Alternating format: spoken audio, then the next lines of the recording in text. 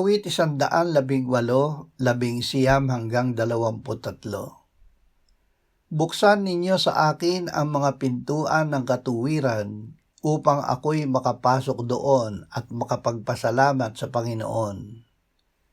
Ito ang pintuan ng Panginoon, ang matuwid ay papasok doon. Ako'y magpapasalamat sa iyo sapagkat sinagot mo ako at ikaw ay naging kaligtasan ko. Ang batong itinakwil ng mga nagtayo ay naging panulok na bato. Ito ang gawa ng Panginoon, ito ay kagilagilala sa ating mga mata. Ang pintuan ng katuwiran. Sinabi ng Panginoong Hesus, ako ang pintuan. Ang sinumang pumasok sa pamamagitan ko ay maliligtas at papasok at lalabas at makakatagpo ng pastulan. Ang magnanakaw ay dumarating lamang upang magnakaw, pumatay at pubuksa.